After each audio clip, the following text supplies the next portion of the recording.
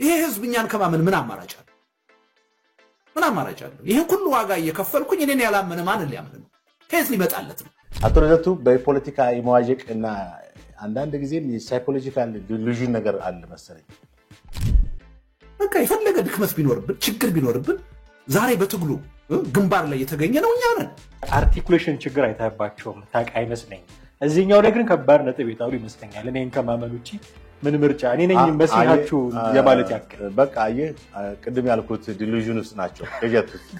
አንዳንድ ጊዜ ያገሬ ሰው አንድ ተረት አለው ነው በቅሎ የሌለው አህያ ይጋልባል።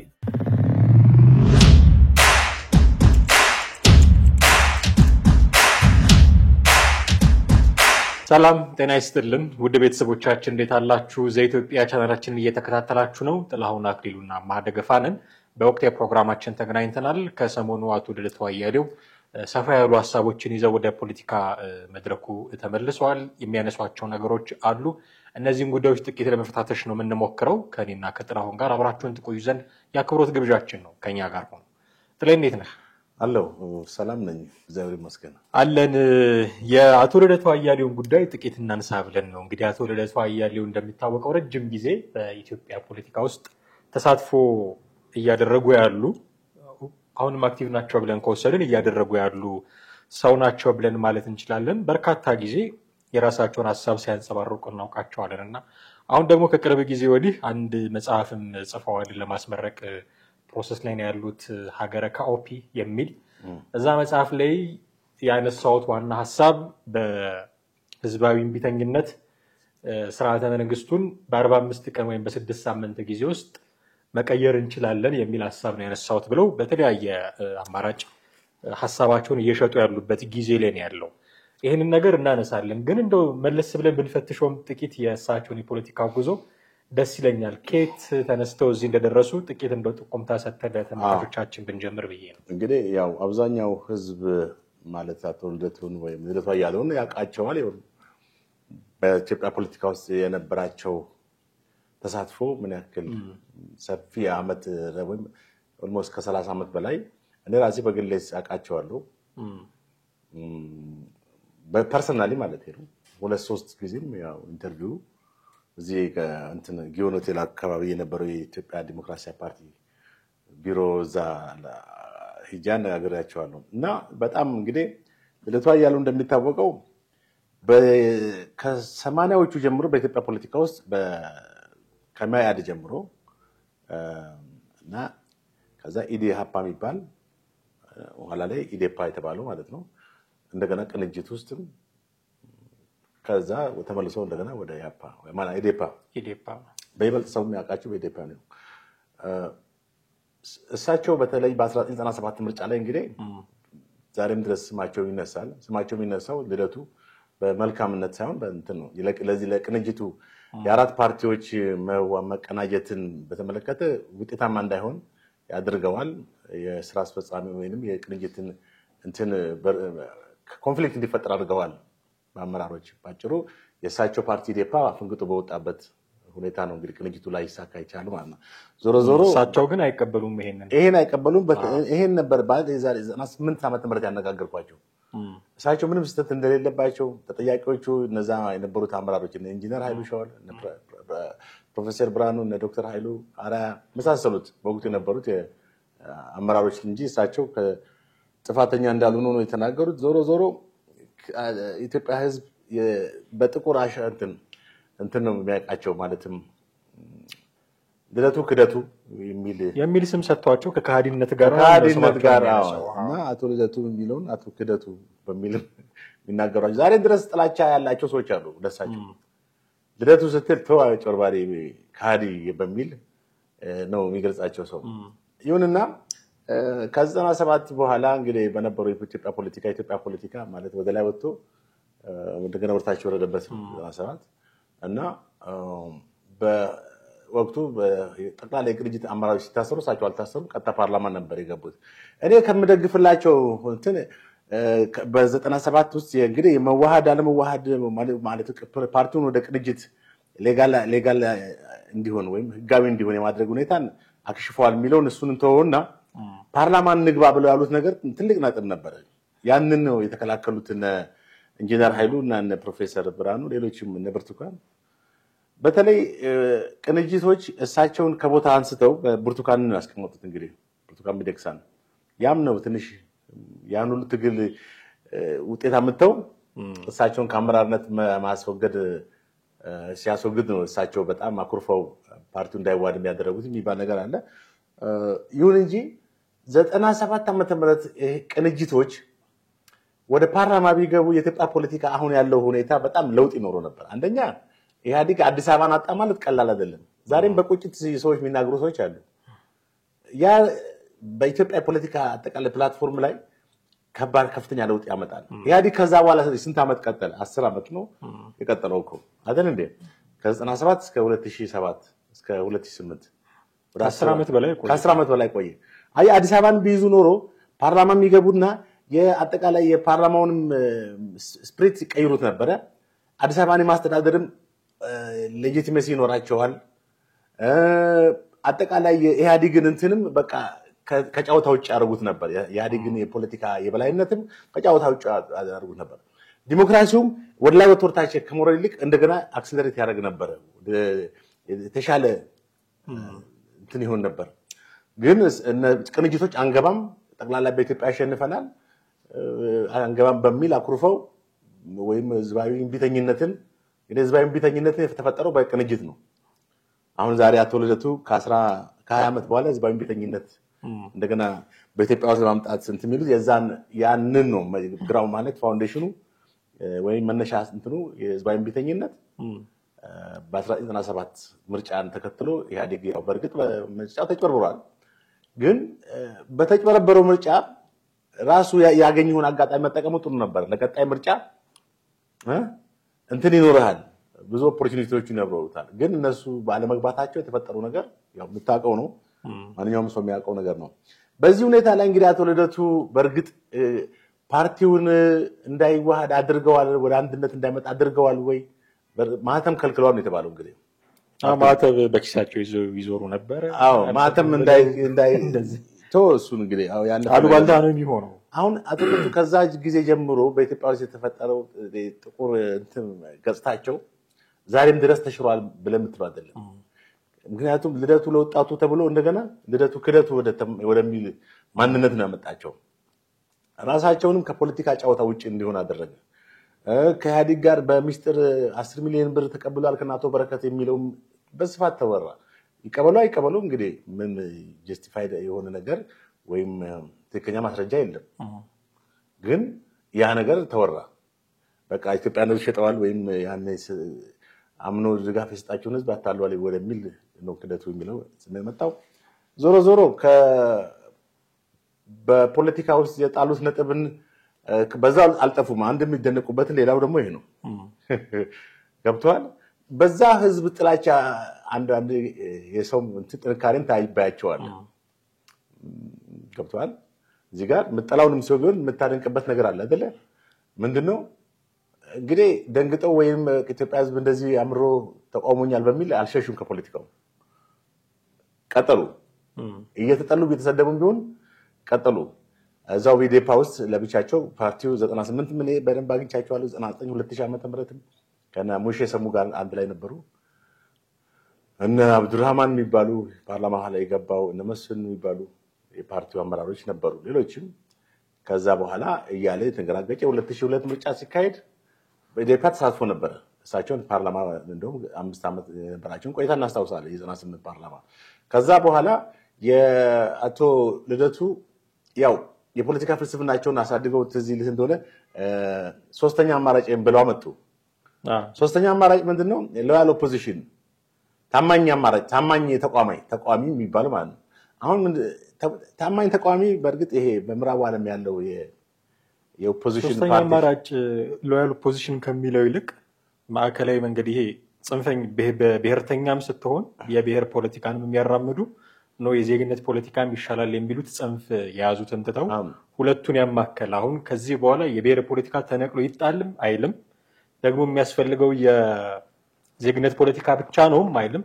የሚያቀነቅኑት ኦፍ ኮርስ የዜግነት ፖለቲካ ነው። ግን ያኛውም ራሱን የቻለ ማህበራዊ መሰረት ስላለው ሁለቱን የሚያማክል ሶስተኛ አማራጭ መድሎት የሚለው መጽሐፍ በስፋት እንደዛ መድሎት ልክ ነህ። ግን ሶስተኛ አማራጭ አሁን በዛ ከብሔርና ከዚህ ከብሔር ፖለቲካና ከዚህ ከናሽናል ወይም የዜግነት ፖለቲካ አንጻር ብቻም ሳይሆን ሶስተኛው አማራጭ አብሶሉት ተቃዋሚ ከመሆን አብሶሉት ኦፖዚሽን ፓርቲ ውስጥ እንትን ከማለት መንግስትን ሁሉ ጊዜ በክፋት ከማውራት መንግስትን ገጽታ ሁሉ ከማጥልሸትና መንግስትን 100% ከመቃወም ይልቅ የተሰሩ መልካም ነገሮችን በማቅረብ ድክመቶችን አብሮ በመጥቀስ ባላንስ የማድረግ ሁኔታ ነው ሎያል ኦፖዚሽን። አሁን በስፔሻሊ በእንግሊዝ ፓርላማ ውስጥ ያለው ይሄ ነው። ሎያል ኦፖዚሽኖች አሉ፣ ታማኝ ተቃዋሚዎች አሉ እና እነዚህ የመንግስትን ጠንካራም ጎን ያስቀርባሉ፣ ድክመቱንም አብረው እንትን ይላሉ። አቶ ልደቱ ይሄን ሎያል ኦፖዚሽን ነበር እንትን ያሉት አዲሱ የፖለቲካ አቅጣጫ መንገድ በሚል እዚህ እንደሆነ ከ2000 ዓመት በኋላ ይሄን ማንነት ይዘው መጡ። ብዙም እውቅና አንደኛ የሎያል ኦፖዚሽን ማንነትን ራሱ የፖለቲካ አይዲዮሎጂ በኢትዮጵያ ውስጥ ኤክሰርሳይዝ አልተደረገም፣ አልዳበረም። የኢትዮጵያ ህዝብ በአብዛኛው የሚያውቀው ሙሉ በሙሉ ኢህአዴግ ስትው ማለት መንግስትን ስትደግፍ ሙሉ በሙሉ ሰማሁን እና ኢዜማ ያደረጉት ያሉት ይመስለኛል። አዎ እንግዲህ አሉ አብሶሉት ተቃዋሚ ስትሆን ወይም አብሶሉት ደጋፊ ስትሆን፣ ይሄ ደግሞ ወደ ምን ያመራል መሰለህ? አብሶሉት ተቃዋሚ ደጋፊ ስትሆን ወደ ጭፍን ደጋፊነትና ጭፍን ተቃዋሚነት ወደ የሚታየውን መልካም ነገር ሁሉ ታጣጣላችሁ። ኢህአዴግ አሁን የፈጠራቸው ፓርቲዎች ነበሩ፣ በወቅቱ ብዙ ፓርቲዎች ነበሩ።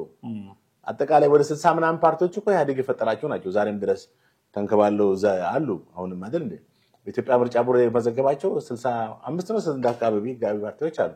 የብሔር ወይም የክልል ፓርቲዎችና የአገራዊ ፓርቲዎች 10 አይሞሉ። አብዛኛዎቹ የክልል አማራ ክልል፣ በኦሮሚያ ክልል፣ ሲዳማ፣ ወላይታ፣ ሀዲያ ሁሉም ፓርቲዎች አላቸው። ወላይት ማነው ቤኒሻንጉል አለ፣ ጋምቤላ ክልል አለ፣ አፋር አለ፣ ሶማሊያ አለ። በሆሊ ክልሎች ቢያንስ አትሊስት ዋን እንትን አላቸው። በአንዳንድ ክልሎች ደግሞ 4-5 ተቃዋሚ ፓርቲዎች ማለት የብሔርም ፖለቲካ ኤትኒክ ቤዝድ የሆኑ እንትኖች አሉ።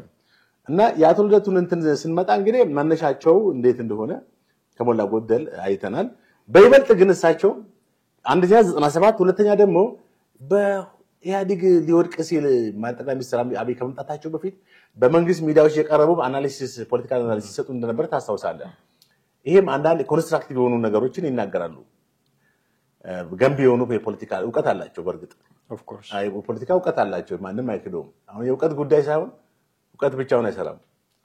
እውቀት ሲደመር ምን ቢያደርጉት ተጠብቅ ነበር። እውቀት ሲደመር ታማኝነት፣ ታማኝ አይደሉም፣ አቀኝነት እንግዲህ ታማኝ አይደሉም ናቸው ብለን በየ በመናገሩ ሳይሆን አብዛኛው ህዝብ እንዴት ነው የሚመለከታቸው የሚለውን ነው ምንወስደው እና ማጆሪቲው ከነቀፋቸው ምንድነው በእርግጥ ሁልጊዜ ማጆሪቲ ኢዝ ኖት ራይት ሚል እንትን አለ። ምክንያቱም ሀቅ ትኖራለች። ቅርጅቶች ናቸው ጥፋተኞች ማለት ቅርጅት አማራጭና ኃይሉ ሻዋል ኢንጂነር ናቸው ወይንስ አቶ ልደቱ ናቸው በወቅቱ የሚለውን ራሱን የቻለ ኢንቨስቲጌሽን ሊያስፈልገው ወይም ምርመራና ጥናት ሊያስፈልገው የሚገባ ነገር ነው፣ ገለልተኛ በሆነ አካል ማለት ነው።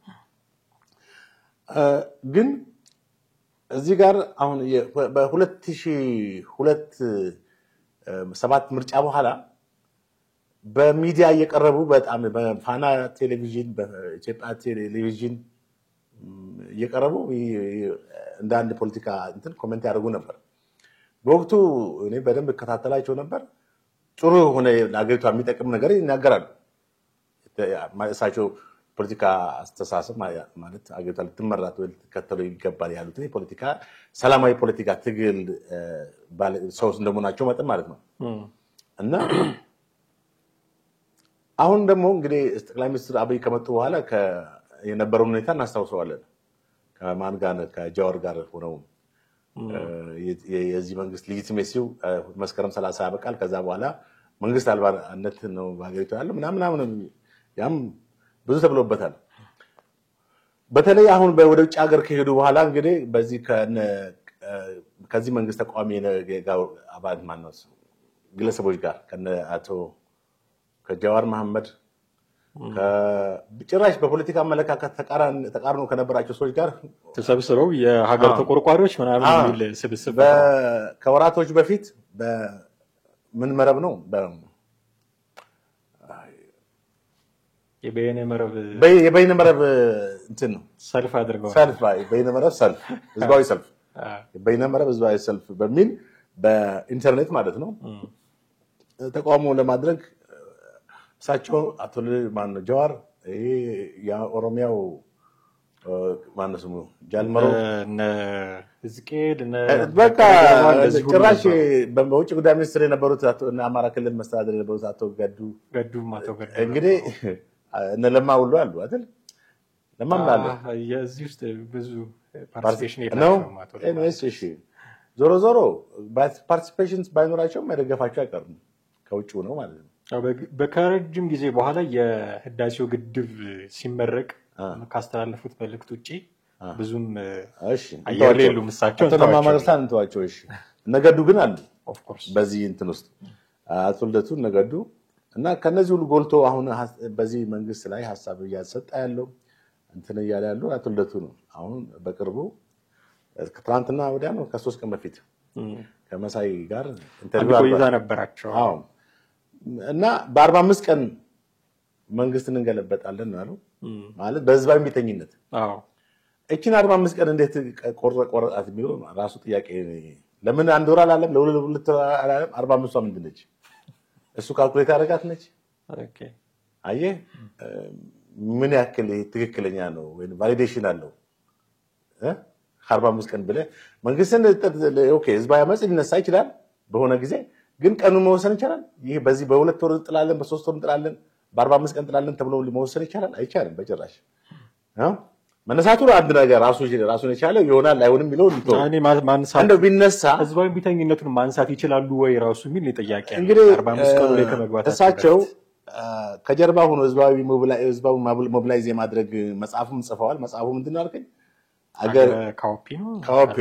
ካውፒ ምንድነው አላውቅም። ያው መጽሐፉን እስክናነበው ድረስ ካውፒ አማርኛ ቃል አይደለም አይመስለኝም። ልቦለድ ነው ካውፒ የምትባል ሀገር አይ ቲንክ እዛ ውስጥ የተደረገ። አዎ እሳቸው ብዙ ሀገራትን ጠቅሰዋል እንደ ኔፓል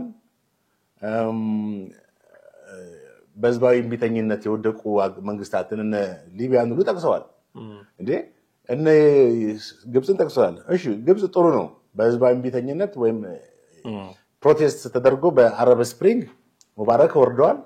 ከዛ በኋላ ግብፅ ባንዴኮ ለውጥ አለመጣች። ብዙ አለመረጋጋቶች ብዙ ህይወቶች አጥፈው ብዙ ቁሳዊ ነገሮች ወድመውባቸው ነው አይደል እንዴ? መጨረሻ ላይ እነ መሐመድ ሙርሲ መተው ነው ያ በጣም ህዳሴውን ግድብ መታለው ያለው ሰውዬ ማለት ነው።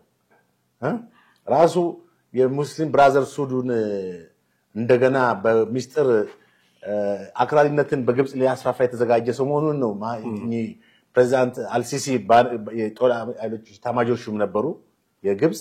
ከዛ ቤተመንግስቱን ወታደሮቻቸው እንዲቆጣጠሩ ታደረጉ ማለት ኩዴታ ተፈጸመ ማለት ነው። እሳቸውን አሬስት አደረጉት መሐመድ ሙርሲን። ከዛ እስር ቤት አይደል የሞተው ሰውየው። ግን በዛ ጋር ከሙባረክ እስከ ፕሬዚዳንት አልሲሲ ያለውን ቼክ ማድረግ ይቻላል እኮ። እኔ በየጊዜው ያንን ጋዜጣ ስናዘጋጅ እንጽፈው ነበር። ግብፅ ባለመረጋጋት በጦርነት በከተማ ውስጥ አመጽ የተአመሰች ነበር በየጊዜው። ታራ አደባባይ የተነሳው ህዝባዊ አመጽ ጀምሮ ዘሆል ኢጅፕትን የሚያምስ ክስተት ተከስቶ ነበር። ደግነቱ ግን እኛ አልሲሲ ተቆጣጠሩት። ሰውየውን እስር ቤት አስገቡ እሳቸው ነው እና የመንኑ ሰላቸው ፕሬዚዳንት አብደልሳላህ ከስልጣን አባረሩት በህዝባዊ አመጽ። አሁን የመን ምን አይነት ሀገር ነው? ፌል ስቴት ነው፣ የወደቀ ሀገር ነው። እነ ደግነቱ እነዚህ እነ ሳውዲ ምናምን ወዲያው የአረብ ስፕሪንግን በኢኮኖሚክ ኢንሴንቲቭ አድርገው ለህዝቡ ድጎማ ምናምን አረጋጉት። ያንን እነ ሶሪያ ነው ሰደው ሀገር ነው ማለት ይችላል። ይኸው ተሰደው እዚህ የመጡ ህዝቦች አይደል እንግዲህ በህዝባዊ አመጽ የመጣ ጉዳይ ነው ወይም ህዝባዊ ቢተኝነት ከውጭ ማለት አማጺ አይደለም የጣላቸው እንትን ያለው የታጠቀ ሰራዊት ሳይሆን ህዝቡ አምጾ ነው። የሶሪያ በተለይ ያሳየችው ማለት ፈራርሷል። ደማስቆ ከተማ በ10 ዓመት ውስጥ ወድሟል። ዜጎች መቶኛን እየለመኑ አይደል የአረብ ስፕሪንግ ወይም የአረብ ህዝባዊ አመጽ በ2011 በፈረንጆች በእኛ በ2003 ጥር ወር ላይ መሐመድ በአዚዝ የሚባል አንድ ወጣት ያነሳው ያው ታሪኩ የታወቀ ነው። ራሱን አቃጥሎ ገደለ ነው። በዩኒቨርሲቲ ግራጁዌት ያደረገ ልጅ ነው እና ያ ተቀጣጥሎ ነው እንግዲህ ከመነሻው ከቱኒዚያ ሆነ ቱኒዝ ከተማ ፕሬዝዳንት ቤን አሊን አባረረ ማለት ስልጣናቸው በሳምንት እንዲለቁ አደረገ። በስደት ነው ያሉት ሳውዲ አረቢያ መሰለኝ። ከዛ ወደ ካይሮ ሄደ ህዝባዊ አመጹ። ካይሮ ቅድም እንዳልኩት ሙባረክን ካወረደ በኋላ ተዛመተ አረብ ሀገሮች ሁሉ። ይሄ ህዝባዊ አመጽ ዘሆል አረብን አዳረሰ በወቅቱ በ2011 እንደ ሳውዲ አቅም ያላቸው እንደ ኳታር ጉልበት ያላቸው ሀገሮች ኢኮኖሚካሊ ጠንካራ ፈርጣማ የሆኑ ሀገሮች ኢሚዲየትሊ ለህዝቡ ድጎማ አደረጉ። የምግብ ዋጋዎች እንዲቀንሱ አደረጉ በመንግስት ደረጃ። ከዛ ትልቅ አክሽን ወስደው አረጋጉት። እነ ሊቢያ እነ የመን እነ ሶሪያ ቀጠሉ። ከነዚህ ሀገሮች ሀገር ነው ብለህ የምትለዋለህ? ሊቢያውን ምን አይነት ሀገር ነው? ስንት መንግስት ነው ያለው? 3 ምናምን እኮ ነው ያለው። ዋናው የአይኤስ አሸባሪዎች ኢትዮጵያውያን የታረዱበት ቦታ አይደል? የዛሬ 7-8 ዓመት በፊት 10 ዓመት ቆይቷል። በርግጥ ቆየት ብሎ እዚህ ጨርቆስ ምናምን አካባቢዎች አዎ እንደዛ አይነት ሆኗል። በጋዳፊ ጊዜ እንደውም አምባገነን ቢሆን መሐመድ ጋዳፊ ጥሩ ይኖሩ ነበር። ለዜግን የሚከፈላቸው አትሊስት ሀገር ነበሩ። አየህ አሁን አቶ ልደቱ እዛ ጋር 45 ቀን 35 ቀን ምናምን ብሎ የሚለው በመጀመሪያ ቀኑን መወሰኑን ያስቃል። የቀኑን ቁጥር ማለት ነው። በቃ የሱ የፖለቲካ ልሂቅ ነው። በቃ ስለዚህ በ45 ብሎ በ45 ቀን 46ም አይደለም 44ም መሳይሆን 46ኛው ቀን ከተሳካ ራሱ ፌል እንዳደረገ ነው ቆጥሮ። አየህ ምን ያህል ፖለቲካ ቅየት ውስጥ እንደገባ ይሄ ግለሰብ የሚያሳይ ነው ባጭሩ። ይቅርታ እንግዲህ መሳደብ ሳይሆን ከራሱ በመነሳት ነው። አሜሪካ ቁጭ ብሎ ተዋጉት ህዝባዊ አመጽ አድርጉ መንግስት ሰራዊት ወታደር ቢመጣም ችግር የለውም ቢተኩስም ችግር የለውም አይነት ነገር ሆኖ ካነሳው አይቀርሱ ነገር ጥሪ ያ 45 ቀን ውስጥ ህዝባዊ ቤተኝነታችን ለውጥ ያመጣል የሚል ነገር ሲናገሩ አቶ ልደቱ አያሌው አይምሮዬ ውስጥ የመጣው ስለ ሰላማዊ ትግል ብዙ ፕሮሞት ያደርጋሉ እንደምታውቀው። ትግል አልደግፍም ሰላማዊ ትግል ነው የሚሻለው የሚል በደንብ አርቲኩሌት አድርገው ሁሉ እየተናገሩ ለሰላማዊ ትግል በደንብ ጥብቅና የቆሙ ሰው እንደሆኑ እናውቃለን። በዚህ መሀል የሚናገሯቸው ንግግሮች ምንድነው? አንድ አሁን ስትል አሜሪካ ሆነው እንዲህ አይነት እንቅስቃሴ ለማደራጀት ስትል ያስታወስኩት ሰላማዊ ትግል አገር ውስጥ ሆኖ የሚመራ ሰው ይፈልጋል የሚል አመለካከት ነበራቸው። አገር ውስጥ ሆኖ የሚመራው ሰው ከሌለ ዝም ብሎ ከቁጥጥር ውጭ የሆነ ህዝባዊ አመጽ እንቢተኝነት ሳይሆን ሌላ ጥፋት የታከለበት አይነት ይሆናል። ሀገር ውስጥ ሆኖ ለዛ ነው ወደ ሀገር ቤት የምገባው የሚሉ ነበረ። በነገራችን ላይ ሀገር ቤት ለምን ትሄዳለህ ብለው ሲጠይቋቸው እዚህ ሆኖ ለውጥ ማምጣት አይችልም፣ ለውጡን መደገፍ ትችሉ ይሆናል፣ በሐሳብ በገንዘብ ልትደግፉ ትችላላችሁ እንጂ መምራት እና ለውጥ ማምጣት አትችሉም እያሉ በደንብ ይከራከሩ ነበር። ስለዚህ ሀገር ቤት መሄድ አለብኝ፣ ይህንን ነገር ለማደራጀት ህዝቡን ለህዝባዊ ቢተኝነት ለማነሳሳት ሀገር ቤት መግባት አለብኝ ብለው ይናገሩ ነበር። እና በትጥቅ ትግል የሚሆነውና በሰላማዊ ትግል የሚሆነው ነገር የተለያየ ነው። ሰላማዊ ትግል እንደውም ጊዜ ይፈጃል እንጂ ጥሩ ውጤት የሚያመጣው እሱ ነው የሚል እንደውም አመለካከት ነበራቸው። የፈጀውን ጊዜ ቢፈጅ ትክክለኛ ለውጥ የሚያመጣው የአስተማማኝ ለውጥ የሚያመጣው ሰላማዊ ትግል ነው፣ ህዝባዊ ቢተኝነት ነው የሚል አቋም ነበራቸው። አሁን የሚወስደውን ጊዜ የትዕግስት ማጣት ሁሉ ይታይባቸዋል 45 ቀን ሲሉ። ከዛ በላይ ግን ሀገር ውስጥ ሆነን ያልመራነው እንቅስቃሴ ለውጥ አያመጣም ሲሉ የነበሩት ሰው ውጭ ሀገር ሆኖ የ45 ቀን እቅድ ማውጣታቸው አይጋጭም ወይ የሚል ሐሳቡ እንዳነሳ ሁሉ ነው የሚያደርገኝ። ምክንያቱም ብንሞትም እኛ መጀመሪያ እንሞታለን እያሉ ነበር ያንን ነገር ንግግር የሚናገሩት። ከህዝቡ በፊት እኛ ሰላማዊ እንቅስቃሴውን ያስጀመርነው ሰዎች ብንሞትም ብንታሰርም የመጀመሪያውን ዋጋ እኛ እንከፍላለን ከህዝቡ በፊት እያሉ ነበር ያንን እንቅስቃሴ ሲያደርጉ የነበረው። አሁን ያሉት አሜሪካን ሀገር ነው፣ ሊመጡ አልቻሉም። እዚህ በሌሉበት ሁኔታ በሩቆ ነው እንዴት አይሮን በሪሞት እንዴት አድርገህ ህዝባዊ ቢተኝነትን ማንቀሳቀስ እንደምትችል አንደኛ ካላቸው አቋም ጋር በራሱ የሚጋጭ አይሆንም። ሁለተኛ ህዝባዊ ቢተኝነት ከመስመር ላለመውጣቱ እርግጠኛ ናቸው ወይ? ሰው ዝም ብለው አድርጉ ብሎ ቆስቆሶ መቼም የማህበራዊ ሚዲያ ጊዜ ነው እንደምታውቀው የሆኑ የሚከተሏቸው ሰዎች ላያጡ ይችላሉ። እነዛ ሰዎች እንደው 1-2 ቀን በሰላም አድርገውት ቢሆንና ከዛ በኋላ መስመር ቢያልፉ የሆነ ትንኮሳ ቢኖር ለሚጠፋው ጥፋት ኃላፊነት ሊወስዱ ይችላሉ ወይ ሰው የሚል ጥያቄ ብታነሳ መልስ ያላቸው አይመስለኝም። ትክክል። እንግዲህ ልደቱ በተለያየ ማለት ባለፉት 30 ዓመታት የፖለቲካ ታሪክ ውስጥ ወይም በፖለቲካ ፓርቲ ውስጥ በነበረው ቁመና ብዙ የሀሳብ መዋዠቆች ብዙም የፖለቲካ አይዲዮሎጂን የመከተል ዝንባሌ አሳይተዋል። ሰላማዊ ፖለቲካ ትግልን የመጀመሪያ አቀንቃኝ ልደቱ ነበረ። በኢትዮጵያ ውስጥ ቀደምት ማለት በ80ዎቹ መጀመሪያ ላይ ኢህአዴግ እንደገባ ነው እንግዲህ ወደ ፖለቲካ ተቃዋሚ ፖለቲካ ጎራ የገባው። ይሁንና ቅድም የተንገራገጨ በተለያየ እንትን ሄዶ 97 እንደዛ ተከስቶ ከዛ በኋላ የሶስተኛ ፖለቲካ የአማራጭ ወይም ሌላ ፖዚሽን ወደሚለው መጣ። አሁን እንዳልከው ደግሞ ትግል ለውጥ ማምጣት የሚቻለው በውጭ ሆኖ ሳይሆን አገር ውስጥ ቁጭ ብሎ ፓርቲሲፓንት ሆኖ ነው እንጂ ውጪ ተቀምጦ የሚካሄድ ነገር መሰረታዊ ለውጥ አመጣም የሚል አመለካከት ነበረው። ከዛስ አሁን ደግሞ ውጪ በይነመረብ ህዝባዊ አመጽን ከነገዱ አንዳርጋቸው ጋር ጀመረ ከነጃዋር ጋር። ከዛስ ህዝባዊ ቢተኝነት ወደሚል መጣ። ህዝባዊ ቢተኝነቱን ለማድረግ ደግሞ በህዝባዊ ቢተኝነት ተሳካላቸውን የወደቁ ሀገሮች እንደምሳሌ መጥቀስ ጠይመረ እነ ሊቢያን እነ ሶሪያን እነ ትናንሽ ሀገሮች ከኢትዮጵያ ጋር ምንም አቻ የማይሆኑ ሀገሮችን በህዝብ ቁጥር ተናገረ እና ይሄን ህዝባዊ አመጽ ህዝባዊ ቢተኝነቱ ወደ ህዝባዊ አመጽ ላልመከሰቱ ምን ማስረጃ አላቸው? ጭራሽ 45 ቀን ነው ፖሊስ ቁጭ ብሎ የሚያይ መስላል ህዝባዊ ቢተኝነት ሲካሄድ። ህዝባዊ ቢተኝነት ማለት እኮ አንተ ስራ አትገባም፣ ማንኛውም የመንግስት እንቅስቃሴዎችን ሁሉ ብሎክ ታደርጋለህ። ከእንትን እኮ አይተናነስም። በከተማ ውስጥ ጦርነት ከማድረግ ዘሴም ሲሚላር እኮ ነው። ዛት ሚንስ መንግስት እንዲወርድ ነው እንግዲህ የሚያስከትለው ውጤት ያን ያህል ዘርፎር የፖሊስ ኃይል የደህንነት ኃይሎች የጸጥታ እንትሮች ቁጭ ብለው የሚያዩ ይመስልሃል ወይ? ህዝቡ በሚያደርጋቸው እንቅስቃሴዎች የዛን ጊዜ 97 የተካሄደው ህዝባዊ አመጽ ነው እኮ ከተማውን ሁሉ ወደ ረብሻ ያከሰተው። ምን ያክል ሰው አለቀ? እንግዲህ ኢህአዴግ 200 ምናምን ነው ይላል። ብዙ ሰው ግን ከ1000 በላይ እንደሆነ ነው ማስረጃ የሚለው።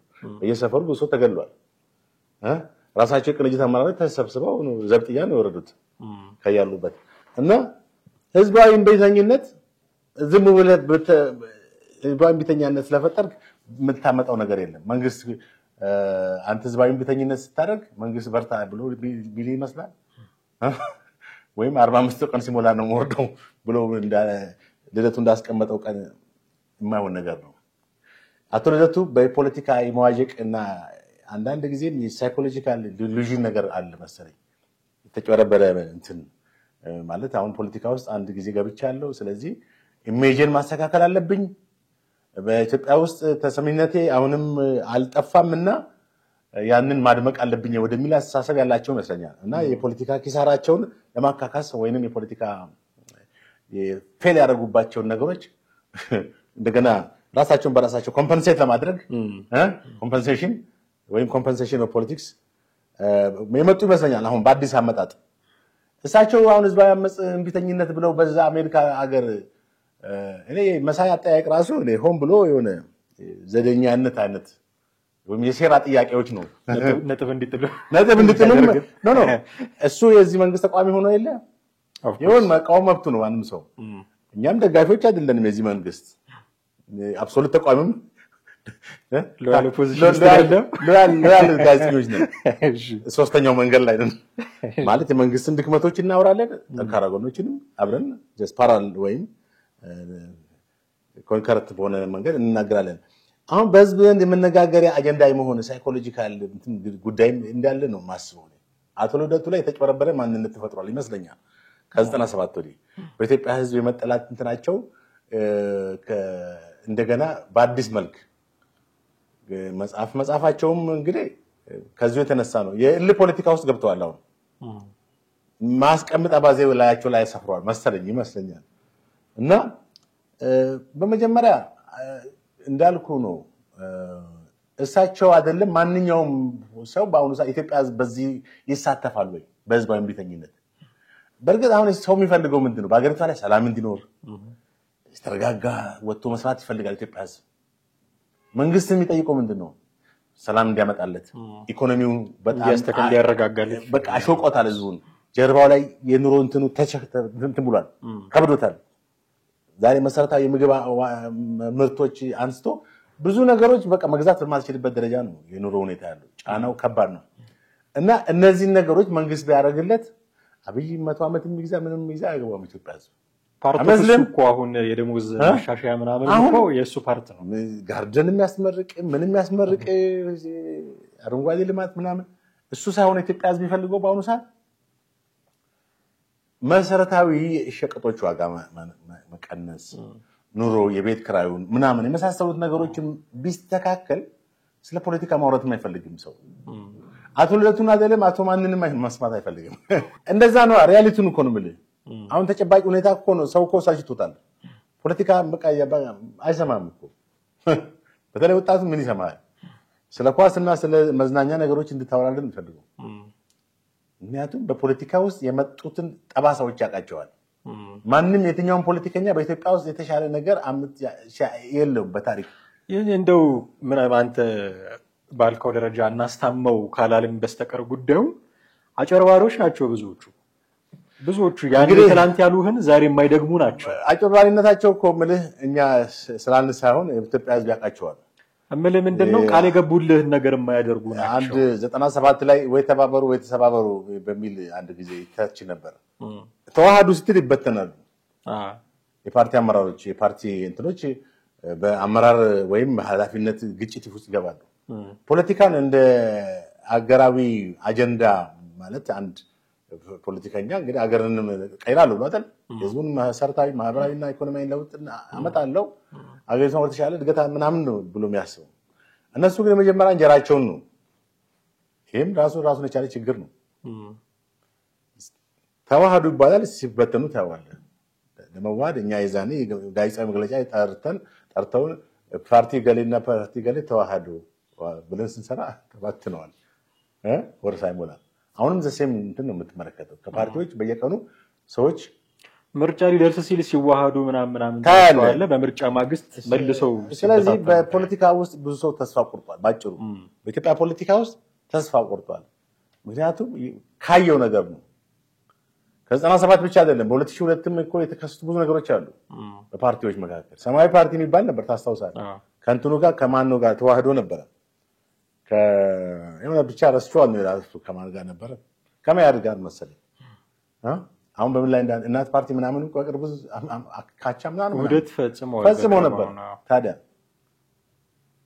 ከዛ ይለያያሉ እና ውህደት አይደለም ትብብር ነው የሰሞኑ አሁን ኢትዮጵያ ውስጥ ወይ ኢትዮጵያ ህዝብ በህዝባዊ ቤተኝነት ተሳተፍ ስላልከው አንተ ስለተናገርክ አይደለም አንተ ሞቢላይዝ የምታደርገው ህዝብ አይደለም አሁን እንደ ድሮ እንደ 97 እንደ ምናምን ዓመተ ምህረት ሞቢላይዝ ልታደርገው አትችልም ወይም በቃ ያቋል እኮ ይሄ እዚህ መንግስት ድክመትና እንትን ያቋል እኮ በውስጥ በሆዱ በደንብ ያቋል እኮ ባይናገረውም እኮ ይሄን ስርዓት በደንብ መናገር ይችላል እኮ ስላልተናገረ አይደለም ብዙ ሰዎች አሁን እኮ ዕውቀታቸው በጣም ሰፍቷል እኮ ብዙ አክሰስ ምክንያቱም የሶሻል ሚዲያው እንትን በጣም ብዙ ሰዎችን ባለመረጃ አድርጓል ጉዳዩ ዋን ዌይ ብቻ አይደለም ብሎ አንተ ተነግሮ ነበር ጃዋር እንደ ድሮ የኦሮሞ ወጣቶችን ላንቀሳቅስ ህዝባዊ አመጽ እንዲያደርጉ ህዝባዊ ብተኝነት አድርግ ብሎ አይስቁበትም የስድብ ማለት ነው ያው የሚልኩለት አይደል እንዴ እንግዲህ ጃዋር እንደ ጃዋር ሰዎችን ወጣቶችን ያንቀሳቀሰ ሞቢላይዝ ያደረገ ሰው የለም በኢትዮጵያ ታሪክ በጣም ትልቁ ዘሆል ቄሮ እንዳለ እሱ በሚልከው መልእክት ነው የሚንቀሳቀስ ተንፈተና እስከማሰረቅ የማትሪክ ፈተናን እስከማሰረቅ የደረሰ ድጋሚ ያሰርቀዋል አለ እኮ መጨረሻ ላይ ይሄን ያክል በሚተማመን ሰው ነበር ባሉት ሴሎች እዚህ ሀገር ባሉት ሴሎች እና አሁን ያን ማድረግ አይችልም ምንም ነገር በቃ ምን ልበል እንግዲህ ግልጽ ነው ማንንም ይሰማው ሰው የለም እንደው ፊቱን አዙሮ እሱ አሁን መምህራን የጤና ዶክተሮች ላይ ደሞዝ ጨምሩ ጨምሩ ይሻላል እንደዛ ነው የሚሻለው አቶለቱም እንደዚህ አይነት ነገር አየ አሁን አቶለቱ ሁሉ ጊዜ ያቺን ህዝብ እምቢተኝነት አድርጉ ጭራሽ በስልት ትጥቅትግል ያሉት ሰዎችን ማድነቅ ጀመረ እነሱ አያወሩም የማው ስራቸውን እየሰሩ ነው እነሱ በሚገባው ሸኔንና ነፋኖን አደነቀ የሚገርም ነው አንድ ለሰላማዊ ትግል ቅንቅና ከሚቆም ሰው እነዛ ስራቸውን ዞሮ ወደ ትጥቅ ትግል ገብቷል። ልደቱ መሳሪያ ሊያዘን በእጁ እንጂ ከደገፋቸው ገብቷል ማለት ገብቷል እኮ አሁን የታጠቀ ኃይልን ከደገፍ ባትሳተፍም ገብቷል። እና እኔ የአቶ ልደቱ እንትን ራስ የአይጦች እንትን ስብሰባ አደረጉ ይላል አንድ ድሮ ተረት ነው። እና አይጦች ስብሰባ አደረጉ በጣም ለህልውናችን አሉ ተስበው ለህልውናችን በጣም አደጋ የሆኑ ከጥንት ጀምሮ እስከዛሬ ድመት ነው ማለት እንደፈለግን ገብተን የፈለግንና ተራማምሰን እንዳንወጣ ሶቪየት ገብተን እንትን እንዳንን ድመት ነው አስቸገረው። ስለዚህ ምን እናድርግ ተባለ። አንድ ወጣት አይጥ ለምን እንደዚህ አናደርግም? ድመት ካስቸገረን ድመቱ ላይ ቤል ቃጭል አንገቱ ላይ እናድርግ። በስመ አብ አዲስ ሐሳብ በጣም የሚደንቅ በተባለ ታጨበጨቡ አይጦች በጣም ግሬት አይዲያ ሪንግ ሲያደርግ እንዲሰማቸው ነው ግሬት አይዲያ ተባለ። ኦኬ ሌላ ሽማግሌ አይተነሳ who can implement ማን ነው ሄዶ አንገቱ ላይ የሚያደርግ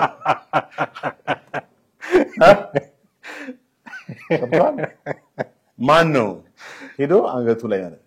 ስለዚህ አቶ ልደቱም እስቲ አሜሪካ መቀመጥ ተውና ይምጡና እዚህ ጋር እዚህ ያድርጉት ላይ ጀምሩ ያሳዩን እኛም እንከተላቸው። አሜሪካ ቁጭ ብሎ መናገር ቀላል ነው።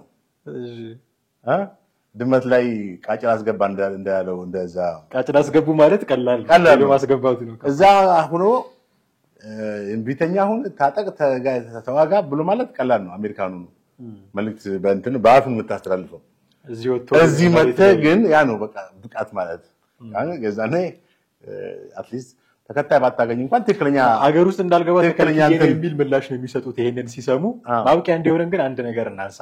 የአቶ ልደቱን ጉዳይ የተአማኒነት ጥያቄ አሁን እኛ ስናነሳው የነበረው አይነት የተአማኒነት ጥያቄ ተነስቶላቸው ነበርና በጣም በቆጣ የመለሱት መልስ ምን ምርጫ አለው የኢትዮጵያ ሕዝብ ከዚህ በኋላ እኔን ከማመን ያለው ትግሉ ላይ ያለው እኔን ከማመን ውጪ ምን ምርጫ አለው የሚል በደንብ ተናደው ሲናገሩ ነበር። አንዳንድ ጊዜ ያገሬ ሰው አንድ ተረት አለው በቅሎ የሌለው አህያ ይጋልባል። በቃ የፈለገ ድክመት ቢኖርብን ችግር ቢኖርብን ዛሬ በትግሉ ግንባር ላይ የተገኘ ነው እኛ ነን። ይሄ ህዝብ እኛን ከማመን ምን አማራጭ አለ? ምን አማራጭ አለ? ይሄን ሁሉ ዋጋ እየከፈልኩኝ እኔን ያላመነ ማን ሊያምን ነው? ከየት ሊመጣለት ነው? እውነቱን ለመናገር እስከዛሬ ድረስ የሚናገሯቸው ነገሮች በአቋም ልትለያቸው ትችላለህ እንጂ የአርቲኩሌሽን ችግር አይታባቸውም ታውቅ አይመስለኝም። እዚህኛው ላይ ግን ከባድ ነጥብ የጣሉ ይመስለኛል። እኔን ከማመን ውጪ ምን ምርጫ እኔ ነኝ መሲሃችሁ የማለት ያክል በቃ ቅድም ያልኩት ዲሉዥን ውስጥ ናቸው። እጀቱስ በጣም ዲሉዥን ደግሞ ከባድ የስነ ልቦና ቀውስ ነው። ዲሉዥን ማለት ሳይኮሎጂስቶች ሰው ያልሆነውን ወይ በሰው ዘንድ እንደዚህ ነይ ተብሎ ራሱ የሚስልበት መንገድ አለ። እኔ ኮስት በጣም ሰዎች ሁሩኛል፣ ሰዎች ወዱኛል፣ እኔ በጣም ታላቅ ሰው ነኝ በሰዎች ዘንድ ምናምን የሚሉ ሰዎች አሉ አይደል? እንደዛ አይነት ዲሉዥን ውስጥ ገብቷል።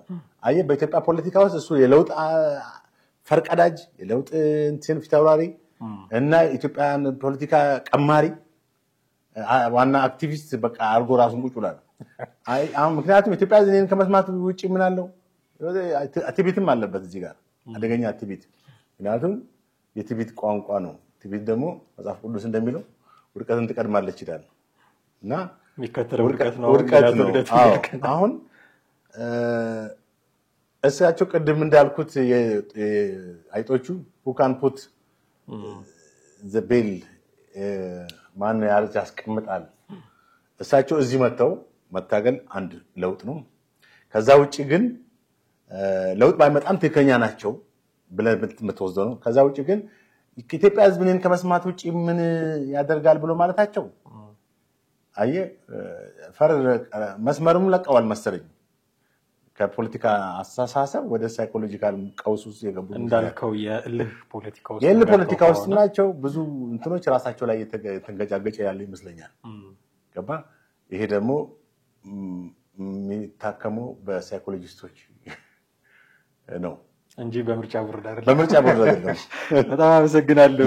ሰፊ ቆይታ አድርገን ነበር። ውድ ቤተሰቦቻችን እናንተም ከኛ ጋር ነበራችሁ ቆይታ እጅግ አድርገን እናመሰግናችኋለን። ብዙ ሐሳብና አስተያየቶች እንደሚኖሯችሁ እንገምታለን። በጨዋነት ሐሳቦቻችሁን እንድታጋሩን እንጠብቃለን። ያንን የምታደርጉባቸው መንገዶች ዛሬም ክፍት ናቸው። ከታች ባለው የሐሳብ መስጫ ሳጥን ውስጥ ልታደርሱን ትችላላችሁ። በስልክ መስመራችንን በኩል እንዲሁ በቀጥታ በመደወልም ልታደርሱን ትችላላችሁ።